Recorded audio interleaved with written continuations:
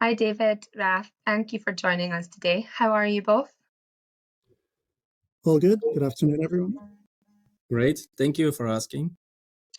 Perfect. Now, are you ready to discuss all things related to EV charging, payment, and infrastructure? Yep, let's go. Absolutely. Let's do Great. this. Let's get started. So, David, what are your thoughts on industry reports making headlines with the news that battery EVs are now outselling their diesel-powered counterparts? Yeah, I think it's really big and great news for us in the EV industry. There's various reasons for this. There's government incentives, regulations to phase out diesel engines. There's public perception of EVs in general. But I think the main reasons at the moment are really the government incentives. What we see, especially across the European Union, many governments offering tax credits, rebates. This really encourages EV adoption. Most importantly, from a customer perspective or a driver perspective, it's this financial attractiveness of driving an EV for these business and corporate fleets. This Mm-hmm. can mean 50 to 100% tax savings on EVs. So this is the main driver, I would say, in this phase. We see for the OEM manufacturers themselves, there's the regulatory environment. They've got really stringent emission targets to achieve. And this basically forces them to encourage the delivery of EVs, especially in the European Union.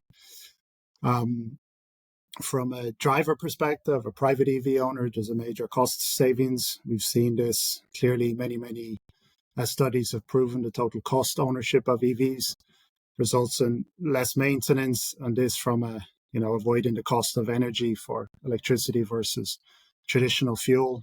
We see major cost savings associated with just driving EVs.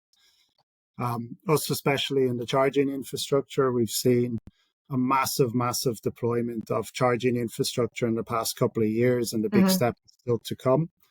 And this, from a driver's perspective, reduces the big topic of range anxiety. This has been a massive topic. And as drivers see more and more chargers on the road, then it gives that level of confidence that, okay, I can charge my EV if I don't have that, when I'm on the road and I need that urgent charge. So this is simply driving, the market consumers towards EV. And then, in short, the big advancements in technology, we see how advanced the average EV is becoming, longer ranges, faster charging capability, performance. And in the end, this just makes electric vehicles, from a consumer perspective, slowly more attractive than, let's say, the typical diesel or other combustion engine vehicles. Yeah. And so, just touching on that, then, when it comes to EV charging, why do you think some countries are more advanced in terms of their EV infrastructure and adoption than others? Yeah, it's a good question. We really see this trend, from north to central Europe, and countries like the Netherlands leading the deployment, or countries like Norway, even slowly Germany, France. Within those countries, it really comes back down again to government policies. So the countries that have implemented these supportive policies or incentives, big subsidy programs, this clearly, results in EV deployment, EV charger deployment. And of course, the vehicles have to come and the charging infrastructure has to be first. But it comes back down to, in these countries, the strong government policies. Mm-hmm. Um, I think an interesting topic is always the stronger demand in certain countries that obviously drives the deployment or delivery of EVs in those markets. So again, it comes to countries like Norway. We've seen incredible adoption of EV compared to countries in South or Eastern Europe, where it's far lower in terms of total percentage of EV sales versus combustion engine. Where we've been working in a lot, or I've been working in a lot, is the industry investment in general. So we see a lot of private sector investments. So it's typically, of course, big energy companies, fuel retailers, CPOs, who are really accelerating the investment in charging infrastructure. And that typically starts where the EVs are adopted quicker. And those are countries like Netherlands, Sweden, France, and so on. So it kind of will slowly spread more southeast in the coming years. Mm-hmm. And I think the big topic is also grid capacity, right? This is a massive topic. You need a very, very robust electrical grid to be able to support this increased requirements for power.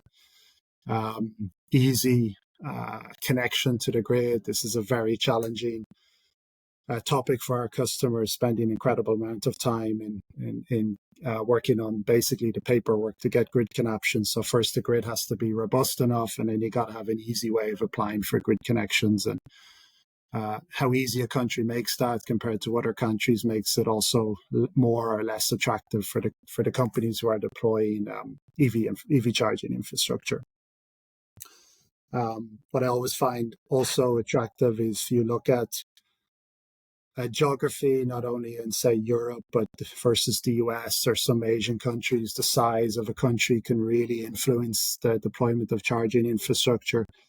You see smaller countries like the Netherlands with very, small countries and very dense population. This makes it easier and more attractive from a company deploying and investing in infrastructure. You need a fewer number of chargers basically to cover, the whole country versus huge countries with low population density. So we already see that having a big impact in the deployment per country. And then just, kind of public awareness of charging. It's again, coming back to Norway, they're very, green public image and so on. So this really drives the deployment of infrastructure because the market is there for it. So a few different reasons, I think, is basically what we see. The big variance in deployment per countries, especially in the European Union. Yeah, it's a lot to wrap your head around when you go into it in a bit more detail like you just have. Thank you. And what role does electric vehicle charging play in the fuel retail and convenience industry? Yeah, so this is our market. We're extremely strong in the fuel retail industry. We have many discussions with our customers, and what we see, it's increasingly playing a significant role. Of course, there's been early adopters of such companies like the automotive OEMs deploying faster or certain charge point operators. But we know electrification is reshaping our traditional business, the business of our customers. They need to diversify their services. That's clear. Adding charging stations it's an additional service on their site, and this attracts new customers, EV drivers, of course. The transition is coming, so it's future-proof in their locations. There will be a time where we know, it's 100% EV sales in Europe and other countries. So, they have to future-proof their locations, and they can do that in a smart way. Starting deployment slowly of chargers and then gradually deploying extra chargers as the demand grows. And that's how we see our customers typically doing it today. And speaking of those deployments, it's always a very interesting discussion. This is additional revenue generation. So you are attracting new EV drivers on site, but it's a completely new revenue stream. It can be very, very attractive for our customers. Not only the selling of the energy itself, there's other kind of subscription plans, and you can bundle different charging services with other fuel retail offerings. And what we've seen time and time again is the average basket spend per customer in store of an EV driver is higher than a traditional fuel driver. So this increased dwell time of charging a vehicle versus tanking a vehicle, let's say. This results in increase in in-store expenditure, and this is also what we've seen repeatedly from our customers, is that this is really, really attractive for them. We also see, there's the environmental commitment that our customers are making. They have a clear commitment to sustainability and environmental responsibility, and this really allows them to achieve those targets, and also it really enhances their image as a modern fuel retailer, or it's a safe fuel and energy retailer. That's really interesting.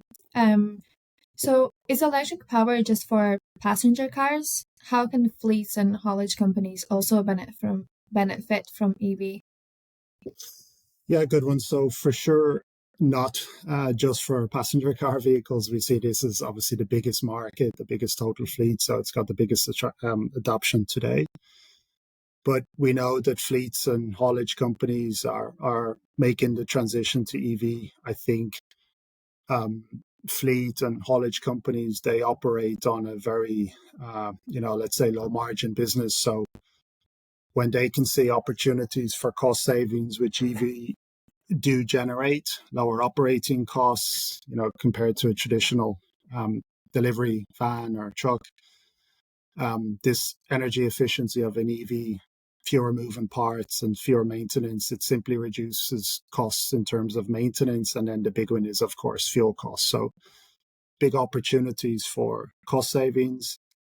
Some interesting discussions I've had with delivery companies, they know exactly where and when their vehicles are going each and every day. So they have extremely predictable routes, fixed routes most often. So this makes it not simple, but relatively much easier, let's say, to plan charging and optimize EV usage. So we really see these charging services been integrated into kind of their fleet management solutions in a very intelligent way.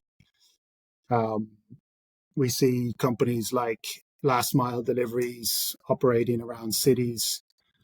You've got countries or cities like Amsterdam, or let's say user London based. This is a big topic as well. It's quiet, it's clean operation. You can, you're not emitting at least tailpipe emissions.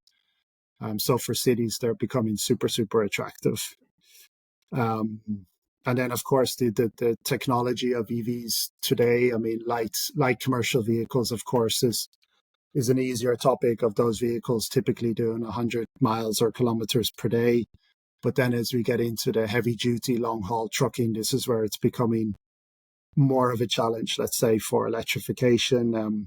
We do see some of the bigger OEMs making, first deployments of charging infrastructure, but we'll see first, of course, last mile delivery and then gradually medium distance trucks. And then it'll be quite a few years out before we really see large long haul delivery companies doing electrification. But I'm certain it's coming, and that charging infrastructure as well is following quite quickly behind or in front. So when we talk about EV and EV charging, is it possible for fuel retailers to integrate EV chargers and charging systems onto existing sites? Yeah, so this is really again a huge topic for our customers. There's easier and simpler sites to do it, but it's becoming very, very common for, as I mentioned earlier, our customers need to diversify their services. They need to adapt to the consumer preferences. There's big changes in consumer preferences, and that simply means deploying EV chargers on site. Typically, what our customers need to do is they really need to complete the site analysis from a physical or even remote point. Things like, grid capacity checks. Do they have sufficient power from the local grid operator to get the chargers on site that they need? So we always advise customers, let's first, have a site analysis and then, decide on what type of chargers they need to do. There's a lot within a site analysis, but it's basically a first step. Some of our customers are more advanced than others, or let's say more experienced than others. They already can identify good and less good sites. So this is really like the first step. And then we can start the process of actually deployment of our complete charging solutions. And this is really what we're doing now on a day-to-day basis. We always get into big discussions of, like I mentioned before, of future-proofing, the new revenue generation, attracting these new type of customers, the advanced or increased dwell time. What we also see is our customers have a huge asset, and that's, locations. And these are opportunities for our customers to leverage that existing assets, which is, building their infrastructure on their assets, which is basically their locations. And this allows them to establish like a wide network of EV charging stations. So yeah, for sure it's possible, and we're doing it today, and it's really coming into a very exciting phase because we're just seeing more and more opportunities with our customers today. Yeah, it's an interesting topic, isn't it, to see EV chargers on fuel retail sites as well as kind of like public car parks and supermarkets and things like that as well. And what about new sites? I know we touched on existing kind of fueling sites, but is there anything retailers should take into consideration before they invest? I know we mentioned about future proofing and revenue generation, but is there anything that retailers really need to kind of look into now before they make that jump to EV? Yeah, so we really encourage, let's say, a first step being a site analysis. This can be a remote analysis where we can support our customers, to see, to, let's say, forecast the number of EV charging sessions they'd have on their site per day. So that can be, checking passing traffic within the area, number of people living in the area, types of business surrounding that location. So there's really quite a lot of aspects which have to be looked into. And in the end, it allows us to predict for our customers how many charging sessions per day can be expected or planned on that site over the next 5 or even up to 10 years. And in the end, what our customers want to know, will they get a positive ROI on their investment in charging infrastructure? So this type of analysis really allows them to predict, okay, good and bad sites, and then to allow them to predict, okay, which type of charging infrastructure I need to deploy, the number of chargers and so on, and expected ROI. And when we do those steps, then we deep dive more into a physical site analysis where you got to check power supply. Is there a stable energy supply that can support those requirements for the charging infrastructure? Do they want 4 or 8 high power chargers? And this is a big demand on the local grid, so you got to check that out to ensure. Like charging speed type. There's, clearly now in Europe, we've come into one general standard, but do you still want to service those older type of vehicles? So customers need to decide on, exactly which type of chargers, and then we support them in that process. Infrastructure costs can be quite significant. So, we can also support costs associated with that infrastructure, installation, electrical upgrades, permitting, and equipment in general. So these are really challenging topics for our customers, especially as they're new into the industry.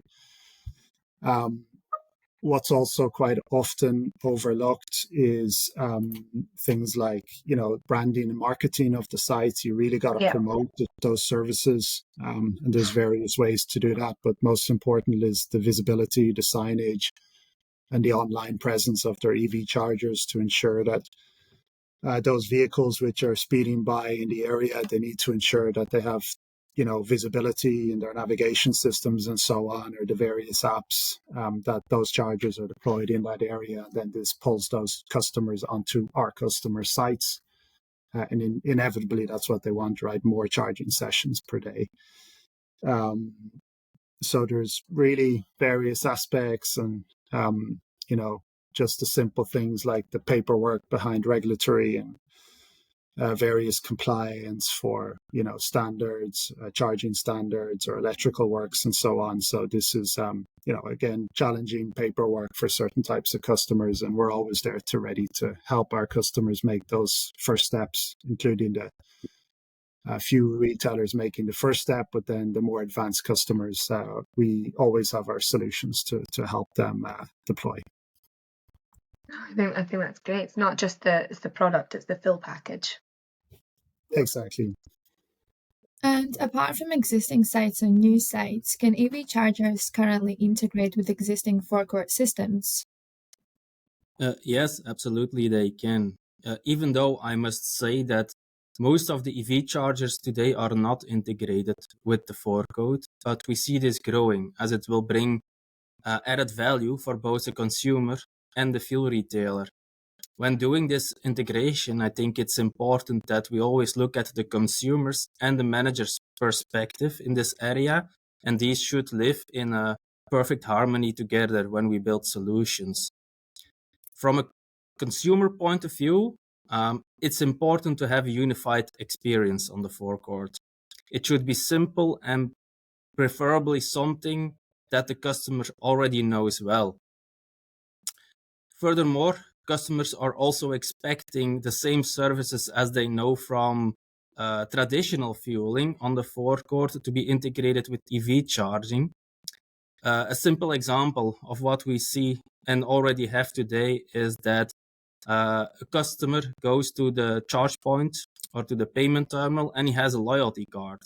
He starts his charging session and decides also to buy a car wash at the same time.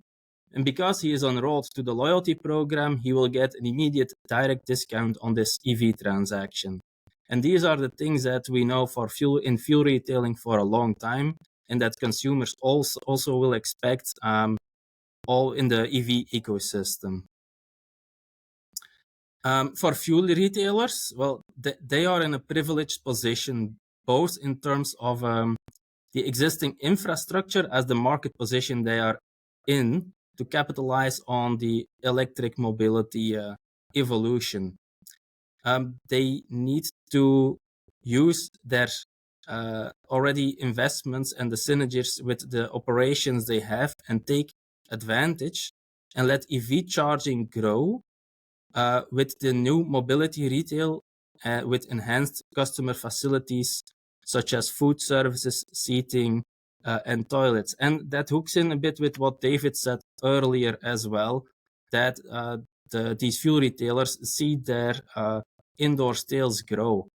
And we've done a recent analysis just last week, and we looked at more than 1,000 fast charging sessions from chargers that were connected and integrated with the forecourt site automation system. And we identified that 26% of the EV drivers charge for 15 minutes or less. About 43% of the drivers were charging between 15 and 30 minutes. And 31% was charging more than 30 minutes. And this gives fuel retailers an idea of how much consumers are now spending at their locations. Other than that, without integrations, what we see today is that operators on the forecourt have limited visibility of what's going on with these chargers. And these integrations also offer the opportunity to visualize the charger status on the point of sale, a bit similar as we know for quite a long time with fuel dispensers. And what does this mean in terms of payment? What options are currently available to EV chargers? Yeah, most EV drivers today, they have one or even more charge cards, which commonly require a contract with the issuer of the card. These cards are offered via RFID on the charger and are then routed through roaming platforms to their e-mobility service provider for authorization. Going forward, I think it will be important for fuel retailers and for others as well to offer a wide variety of payment options and easy-to-use payment options to ensure that everybody can charge at all time. More and more, you will see that payment terminals will be integrated in fast chargers so that debit or credit cards can be used as well in a convenient way. In this way, the customer does not need to have a special contract to have a charging session for his car. This is also driven by the new European alternative fuel infrastructure regulation that is on the horizon. And these payment terminals, these can be either integrated in the charger itself, or they can act as a freestanding solution where one terminal will control multiple chargers at the same time. So we spoke about integrating EV chargers on existing fuel retail sites and how the potential of integrating them with existing forecourt systems is beneficial. But Raf, can you delve into a bit more of the benefits for fuel retailers when they integrate existing payment solutions on forecourts with EV chargers?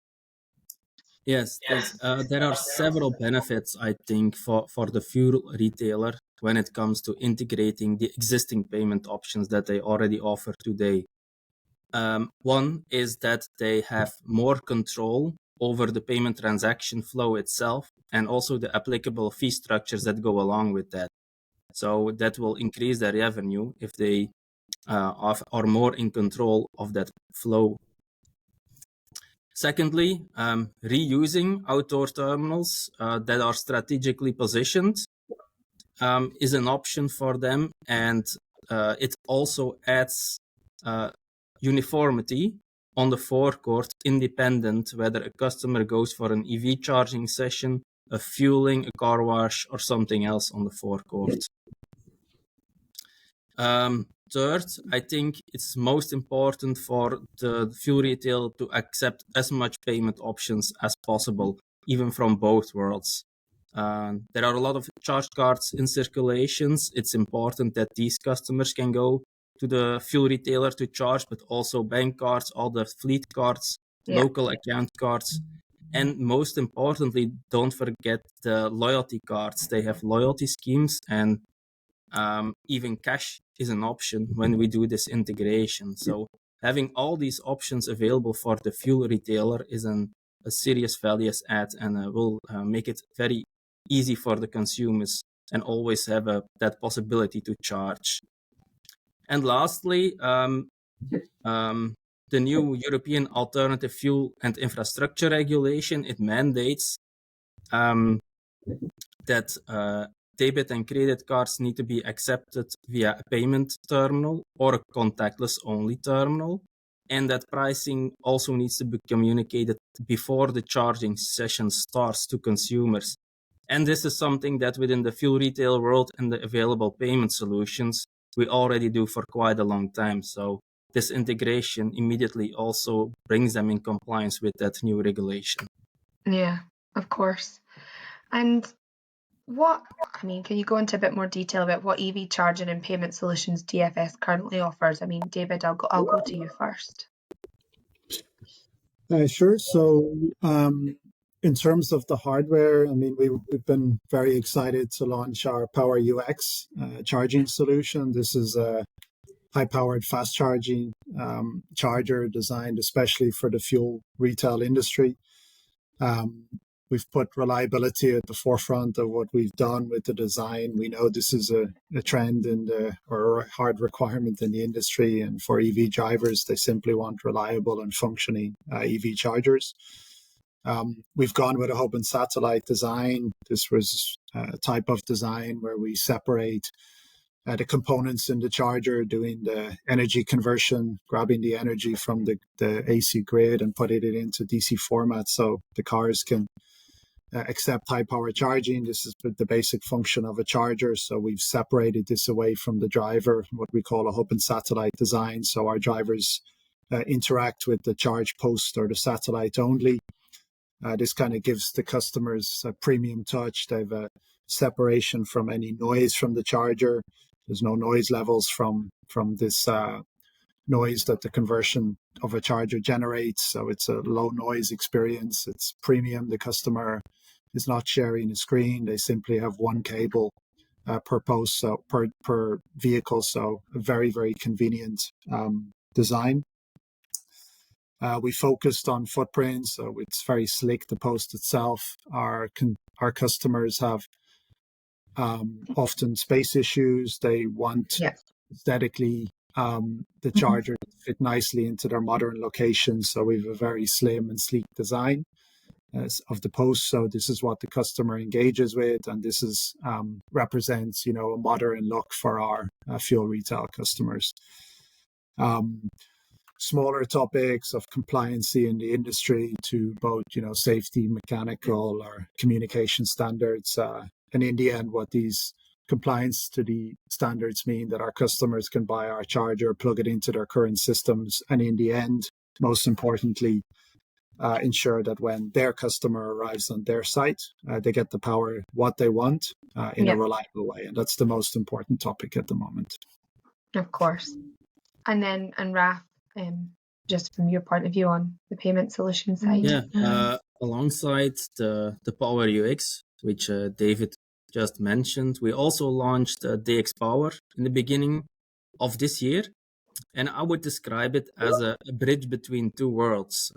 It's a fuel retail and electric charging ecosystems that we bridge together. It's a cloud-based application that uses industry standard protocols like OCPI and OCPP to enable that unified consumer experience, enable loyalty schemes, and that full integration with the forecourt and the point of sale on site.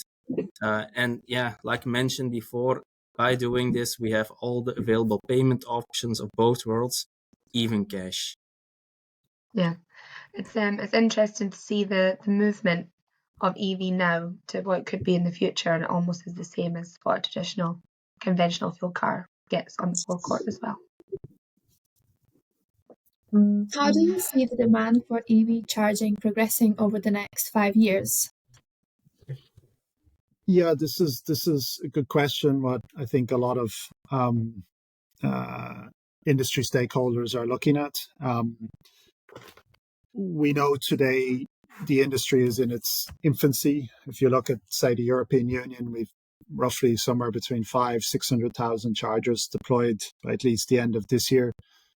The European Union has given targets, estimations to have around almost 7 to 8 million public EV chargers today. So we know the industry and the market is going into a big ramp up in the coming years. And we, especially as Dover, are positioning ourselves to meet the demands of our customers. The general market itself, we know EV adoption is only going to increase. Like mentioned earlier, the advancements in the technology itself, the range of vehicles, the charge speed is incredible. The remote diagnostics, even software updates, like incredible advancements into technology are not going to stop, especially in the next 5 to 10 years. We see the deployment of the charging infrastructure. The charging infrastructure must come before the vehicles. So we see this happening. And we know as governments and private companies are investing in those networks, incentives are driving it. There's private equity coming. It's getting bigger and bigger. It's getting easier to deploy locations. So we know that, the availability of fast chargers is going to really ramp up. Stepping a little bit outside of our direct industry where, workplace charging, we all see it everywhere. There's workplace, smaller, slower chargers. Typically people are 4 to 10 hours on site at businesses. So, it's more than sufficient to have a slow charging session at your workplace. Residential charging is booming, super convenient to have the opportunity to charge at home. Not everyone has that and not everyone will have it. So there will be this massive dependency on public chargers, fast and slow. So this is only going to ramp up across cities and all types of public charging areas. Apart